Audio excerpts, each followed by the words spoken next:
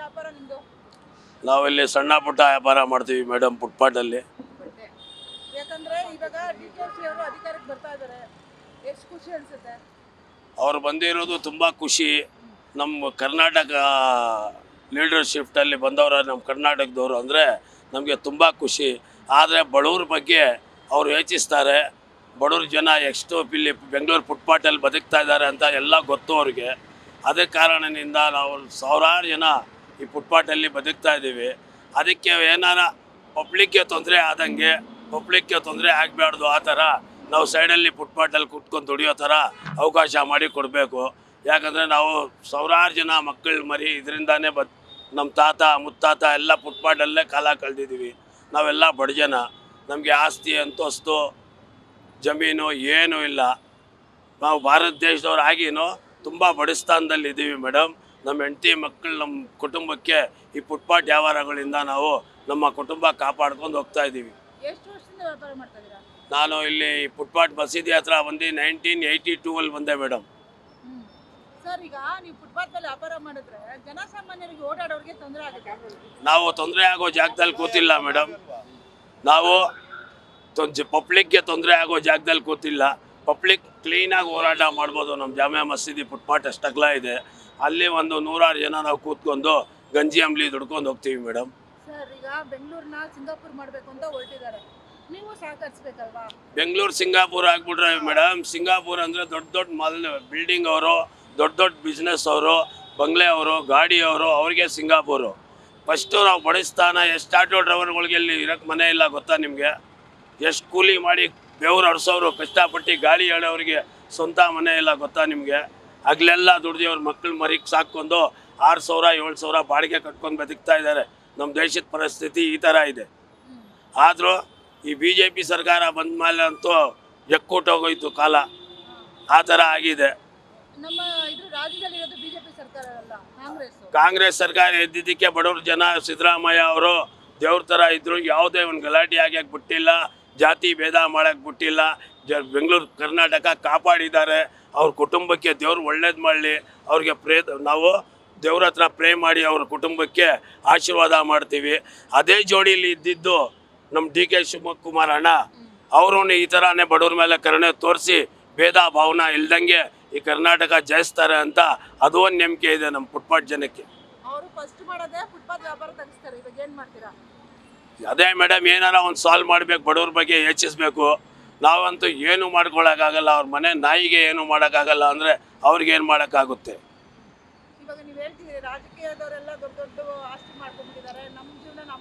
ಹೌದು ಮೇಡಮ್, ಪ್ರತಿ ಒಬ್ಬ ರಾಜಕಾರಣಿಗೆ ಒಂದು ಕಾರ್ಪೊರೇಟರ್ ಆಗಲಿ MLA ಆಗಲಿ ಅವ್ರಿಗೆಲ್ಲ ದೇವ್ರು ಕೊಟ್ಟಿದ್ದಾನೆ, ಕುರ್ತಿ ಮರ್ತೋಗ್ಬಿಟ್ಟಿದ್ದಾನೆ. ಅಷ್ಟೊಂದೈತೆ.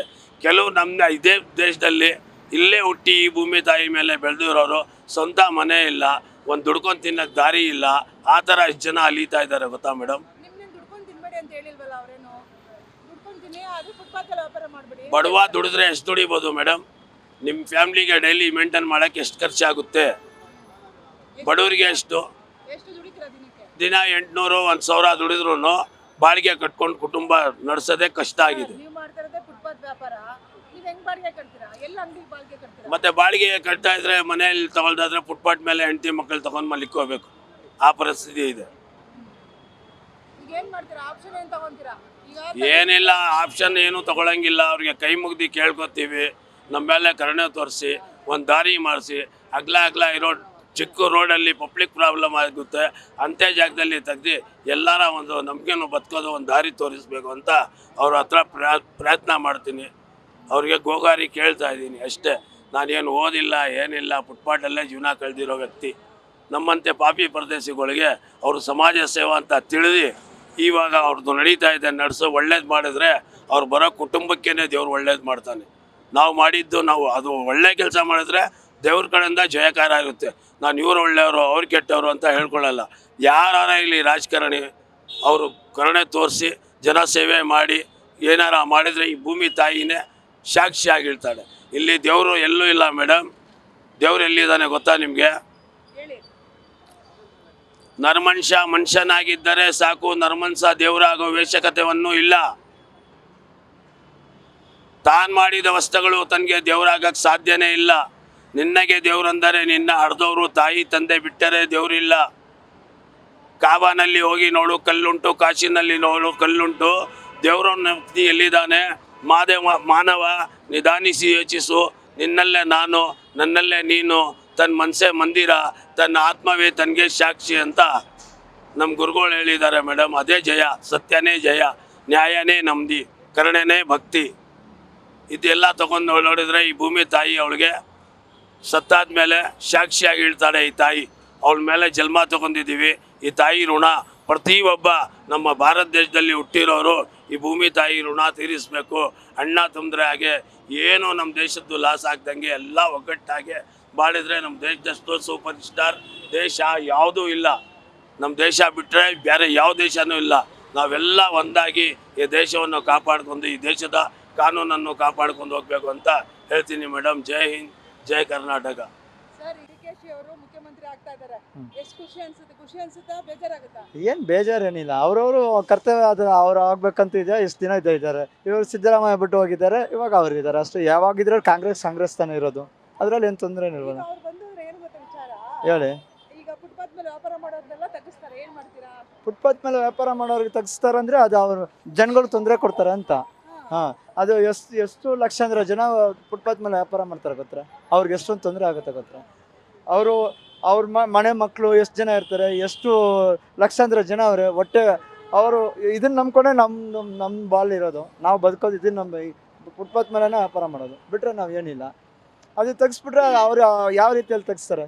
ನಮ್ಗೆ ಯಾವ್ದಾರು ಬೇರೆ ಕೆಲಸ ಯಾವ್ದಾರು ಕೊಡಿಸ್ಬಿಟ್ಟು ತೆಗ್ಸಕ್ಕೆ ಹೇಳಿ. ಅವ್ರು ಮೊದಲೇ ಹೇಳಿದ್ದಾರೆ ಫುಟ್ಪಾತ್ ಅಲ್ಲಿ ವ್ಯಾಪಾರ ಮಾಡಬಾರ್ದು, ಯಾಕಂದ್ರೆ ಜನಗಳು ಓಡಾಡಕ್ಕೆ ತುಂಬಾ ತೊಂದರೆ ಆಗ್ತಾ ಇದೆ ಅಂತ ಹೌದು. ಹೇಳಿದ್ದಾರೆ. ಅದು ಜನಗಳಿಗೆ ತೊಂದರೆ ಆಗುತ್ತೆ ಅಂದರೆ ಆ ಥರ ಸೈಡಲ್ಲಿ ನಮ್ಗೊಂದು ಜಾಗ ಕೊಡ್ಸಕ್ಕೆ ಹೇಳಿ. ನಮ್ಗೊಂದು ಜಾಗ ಫ್ರೀ ಆಗಿರೋ ಜಾಗದಲ್ಲಿ ಕೊಡಿಸ್ಬಿಡಿ, ಈ ಕಡೆ ನೀವು ವ್ಯಾಪಾರ ನಿಲ್ಲಿಸ್ಕೊಂಡು ಮಾಡಿ ಅಂತ ಹೇಳ್ಬಿಡಿ. ಹೇಳಿದ್ರೆ ತೊಂದರೆ ಏನಿಲ್ಲ ತಾನೆ, ಅದರಲ್ಲಿ ಏನಿಲ್ವಲ್ಲ. ಏನ್ ಡಿಮಾಂಡ್ ಇಲ್ಲ. ನಮ್ದು ಏನು ಡಿಮಾಂಡ್ ಇಲ್ಲ. ನಮ್ಗೇನು ಕೊಟ್ಟಿದ್ದಾರಂತಲ್ಲಪ್ಪ, ನಿಮ್ಗಂತೇನೆ ಇದು ಲೈಸೆನ್ಸ್ ಇಲ್ಲ ನಮ್ಗೆ. ಇಲ್ಲ ಲೈಸೆನ್ಸ್ ಅಂತ ಇದೆ. ಕೆಲವ್ರಿಗೆ ಕೊಡ್ತಾರೆ, ಕೆಲವ್ರಿಗೆ ಇಲ್ಲ ಅಂತಾರೆ. ಅದಕ್ಕಂತೂ ಒಬ್ಬೊಬ್ಬರ ಹತ್ರ ಹೋಗಿ ಬೇಡ್ಕೊಂಡು ಕುತ್ಕೋಬೇಕಾಗುತ್ತೆ. ಇಂಥ ಜಾಗದಲ್ಲೇ ವ್ಯಾಪಾರ ಮಾಡ್ಬೇಕು ಅಂತ ಎಲ್ಲ ಇಂಥ ಜಾಗದಲ್ಲೇ ವ್ಯಾಪಾರ. ಇವಾಗ ರೋಡ್ ತಿರ್ಗೋರು ಎಲ್ಲಿಂದ ಒಂದೇ ಜಾಗದಲ್ಲಿ ನಿಂತ್ಕೊಂಡು ವ್ಯಾಪಾರ ಮಾಡೋಕ್ಕಾಗುತ್ತಾ? ಅದೇ ಹೇಳಿ, ಅದರಲ್ಲಿ ಎಷ್ಟು ತೊಂದರೆ ಇರ್ತವೆ. ತಿರ್ಗೋರ್ಗೆಲ್ಲ ಫುಟ್ಪಾತ್ ಮೇಲೆ ವ್ಯಾಪಾರ ಮಾಡ್ತಾರೆ. ಇವಾಗ ಫುಟ್ಪಾತ್ ಮೇಲೆ ಇಲ್ಲಿರೋರು ಇಷ್ಟು ಗಾಡಿಗಳವೆ ನೋಡಿ, ಇಷ್ಟೊಂದು ಗಾಡಿಗಳವೆ. ಇವರೆಲ್ಲ ಫುಟ್ಪಾತ್ ಮೇಲೆನೇ ಮಾಡೋದು. ಫುಟ್ಪಾತ್ ಇಲ್ಲಾಂದ್ರೆ ಅವ್ರು ಎಲ್ಲೋ ಹೋಗ್ತಾರೆ. ಇವಾಗ ರೋಡ್ ತಿರ್ಗೋಕ್ಕಾಗುತ್ತಾ? ಅದು ಎಷ್ಟು ತೊಂದರೆ ಆಗುತ್ತಲ್ಲ ಜನಗಳಿಗೆ, ಅದೇ ಹೇಳ್ಬೇಕಲ್ಲ. ಅವತ್ತಿನ ಇದಕ್ಕೆ ನೀವು ರೂಢಿ ಆಗ್ಬಿಟ್ಟಿದ್ದೀರಾ. ನಾವು 30 ವರ್ಷದಿಂದ ಇದನ್ನೇ ಮಾಡ್ತಾ ಇರೋದು. ಈ ವ್ಯಾಪಾರನೇ ಮಾಡ್ತಾ ಇರೋದು ನಾವು. ಬೇರೆ ಏನೂ ಇಲ್ಲ. ಬೇರೆ ಯಾವ ಕೆಲಸನೂ ನಮ್ಗೆ ಗೊತ್ತಿಲ್ಲ. ಇವತ್ತು ಫುಟ್ಪಾತ್ ಮೇಲೆ ವ್ಯಾಪಾರ ಮಾಡ್ಬೇಡ ಅಂದರೆ ಅದು ಜನಗಳಿಗೆ ತೊಂದರೆ ಅಲ್ವಾ? ಚೆನ್ನಾಗಿ ದುಡಿದ್ರಲ್ಲ, ಒಂದು ಅಂಗಡಿಗಳು ಮಾಡ್ಕೊಂಬಿಡಿ. ಅಲ್ಲ ರೀ, ಇವಾಗ ಅಂಗಡಿ ಮಾಡ್ಕೊಳ್ಬೇಕಂದ್ರೆ ದುಡ್ಡು ಬೇಕಲ್ಲ. ಇವತ್ತು ಎಷ್ಟೋ ಲಕ್ಷಾಂತರ. ಇವಾಗ ಕಮ್ಮಿ ಅಂದರೆ 1 ಲಕ್ಷ 1.5 ಲಕ್ಷ ಅಡ್ವಾನ್ಸ್ ಬೇಕು. 1 ಲಕ್ಷ ಇದ್ರೆ ನಾವೇ ಇದು ವ್ಯಾಪಾರ ಮಾಡ್ತೀವಿ. ಫುಟ್ಪಾತ್ ಮೇಲೆ ಎಷ್ಟು ದುಡಿತೀರಾ ನೀವು ದಿನಕ್ಕೆ? ನಾವು ದಿನಕ್ಕೆ 200, 300, 500 ರೂಪಾಯಿ ದುಡಿದ್ರೆ ಜಾಸ್ತಿ ಆಗುತ್ತೆ. ಯಾಕ್ರಿ ಸುಳ್ಳು ಹೇಳ್ತೀರಾ? ಇನ್ನೆಷ್ಟು ಮಾಡ್ಬೋದು? ಇವಾಗ ಎಷ್ಟೊಂದು ಸಾವಿರ ಬರುತ್ತೆ, 1,000 ಹೋಗುತ್ತೆ, 2,000 ಬರುತ್ತೆ. ಅದ್ರಲ್ಲಿ ಹೇಳಕ್ಕಾಗಲ್ಲ. ಬಾಡಿಗೆ ಕಟ್ಟಂಗಿಲ್ಲ, ಏನಿಲ್ಲ. ಬಾಡಿಗೆ ಇವಾಗ ಮನೆ ಬಾಡಿಗೆ ಕಟ್ಟಲೇಬೇಕಲ್ಲ. ಅಲ್ಲ, ಫುಟ್ಪಾತ್ ಮೇಲೆ ಅಂದ್ರೆ ಅದರಲ್ಲಿ ಎಷ್ಟು ತೊಂದರೆ ಇರೋದು ನಿಮ್ಗೆ ಗೊತ್ತಿಲ್ಲ. ಅದು ಎಷ್ಟೊಂದು ತೊಂದರೆ ಇದೆ ಅಂತ. ಇವಾಗ ಇಲ್ಲಿ ನಿಂತ್ಕೊಂಡಿದ್ರೆ ಓಡಿಸ್ತಾರೆ, ಬರ್ತಾರೆ, ಹೋಗ್ತಾರೆ, ಅವ್ರು ಬರ್ತಾರೆ, ಇವ್ರು ಬರ್ತಾರೆ. ನೋಡಿ ಈ ಥರ ವೇಸ್ಟ್ಗಳು ಆಗುತ್ತೆ. ಅದೆಲ್ಲ ಎಷ್ಟು ಹಾಕ್ಬಿಟ್ಟಿರ್ತೀವಿ. ಅಂಗಡಿಗೆ ಲಕ್ಷ ಅಡ್ವಾನ್ಸ್ ಕೊಡಬೇಕು. ನಮ್ಮ ಹತ್ರ ಇಲ್ಲ ಅಂದರೆ ನಾವು ಏನು ಮಾಡೋದು? ಫುಟ್ಪಾಟಲ್ಲಿ ಅಲ್ವಾ ಹಾಕೋದು. ಒಂದು ಜಾಗ ಫಿಕ್ಸ್ ಮಾಡಿರ್ತಾರೆ, ಅಲ್ಲಿ ವ್ಯಾಪಾರ ಮಾಡಿ. ಎಲ್ಲಿ ಜಾಗ ಮಾಡಿದ್ದಾರೆ ಮೇಡಮ್? ಎಲ್ಲೂ ಜಾಗ ಮಾಡಿ. ತಗೋಬೇಕು ಅಂತ ಹೇಳ್ತಾ ಇದ್ದಾರೆ. ಹೌದಾ? ಅದ್ರ ಬಗ್ಗೆ ನಮ್ಗೆ ಏನು ಇನ್ಫಾರ್ಮೇಷನ್ ಇಲ್ಲ. ಇವತ್ತಿಂದ ಇಲ್ಲ, ವರ್ಷದಿಂದ ನಾನು ಮಾಡ್ತಾ ಇದ್ದೀನಿ. ನಮ್ಮ ಅಪ್ಪ ಅವರು ಮಾಡ್ತಾ ಇರೋದು ಇಲ್ಲಿ. ಅವ್ರ ಕಡೆಯಿಂದ ನಾವು ಅದೇ ಜಾಗದಲ್ಲಿ ನಾನು ಮಾಡ್ತಾ ಇದ್ದೀನಿ. ಏನೋ ಯಾರಿಗೂ ನಾವು ನಮ್ಮ ಕಡೆಯಿಂದ ಯಾರಿಗೂ ತೊಂದರೆ ಆಗಿಲ್ಲ ಇನ್ನೂ ಇಷ್ಟು ಹೊತ್ತು. ಅವರು ಯಾರಾದರೂ ಎದ್ಬಿಡಿ ಅಂದರೆ ನಾವು ಎದ್ಬಿಡ್ತೀನಿ, ಆ ಥರ. ಯಾಕಂದ್ರೆ ಈಗ ಡಿ.ಕೆ.ಶಿ ಅದನ್ನ ಅನೌನ್ಸ್ ಮಾಡಿರೋದು, ಡಿ.ಕೆ.ಶಿ ಸರ್.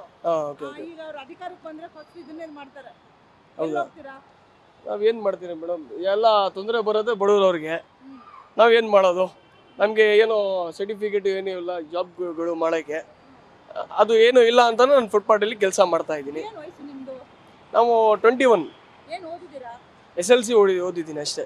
ದುಡಿಬೋದಲ್ವಾ? ಯಾಕೆ ಈ ವ್ಯಾಪಾರ ಮಾಡ್ತೀರಾ? ಇಲ್ಲ, ಅದು ಎಲ್ಲ ಆಫೀಸ್ಗಳು ಎಲ್ಲ ಎಕ್ಸ್ಪೀರಿಯನ್ಸ್ ಇಲ್ಲ ಮೇಡಮ್ ನಮಗೆ. ಇಲ್ಲಿ ಏನಾದರೂ ಬಂದರೆ ಏನೋ ಒಂದು 1,000 ರೂಪಾಯಿ ದುಡಿತೀನಿ ಅಂತ ಅಂದ್ಕೊಂಡು ಬರ್ತೀನಿ. ಆಫೀಸಲ್ಲಿ ಎಲ್ಲ ಮಾಡಿದ್ರೆ ಅದು ಎಷ್ಟು ಸ್ಯಾಲ್ರಿ ಇರೋದಿಲ್ಲ. ನಮ್ಮದು ಮನೆ ಅದು ಏನೋ ಕಮಿಟ್ಮೆಂಟ್ ಜಾಸ್ತಿ ಇರುತ್ತೆ ನಮಗೆ. ಅದಕ್ಕೋಸ್ಕರ ನಾವು ಆಫೀಸಲ್ಲಿ ಎಲ್ಲ ಮಾಡೋಕ್ಕೆ ಅವಶ್ಯಕತೆ. ಇಲ್ಲಿ ಎಲ್ಲ ಫಿಕ್ಸ್ ಇಲ್ಲ ಮೇಡಮ್.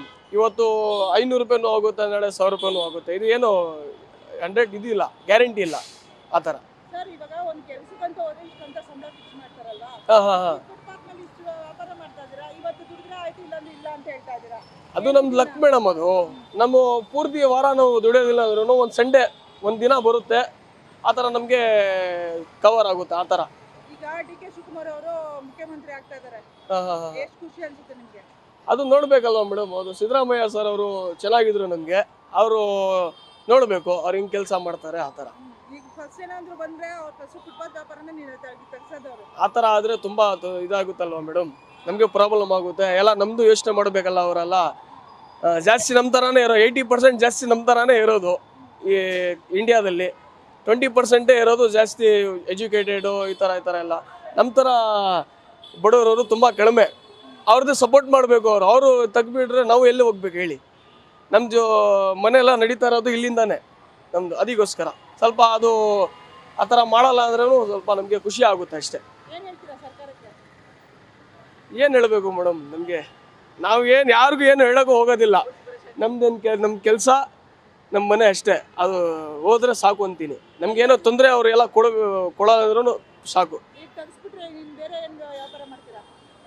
ಬೇರೆ ಏನು ವ್ಯಾಪಾರ ಮಾಡಬೇಕು? ಅವ್ರಿಗೆ ಅಪೀಲ್ ಮಾಡ್ತೀನಿ, ಈ ಥರ ಎಲ್ಲ ನಮಗೆ ಮಾಡೋಕ್ಕೆ ಬಿಡಿ, ನಮಗೆ ಎಲ್ಲ ತೊಂದರೆ ಕೊಡಬೇಡಿ, ನಮ್ಮದು ಇದು ಬಿಟ್ಟರೆ ನಮ್ಮದು ಬೇರೆ ಯಾವುದೂ ಕೆಲಸ ಇಲ್ಲ ಅಂತ ಅವ್ರಿಗೆ ಅಪೀಲ್ ಮಾಡ್ತೀನಿ. ಇಲ್ಲಾಂದರೆ ದೇವರು ಇದ್ದಾರೆ, ಏನು ಮುಂದೆ ಬರುತ್ತೆ ಅದೇ ಕೆಲಸ ಮಾಡಬೇಕಲ್ಲ.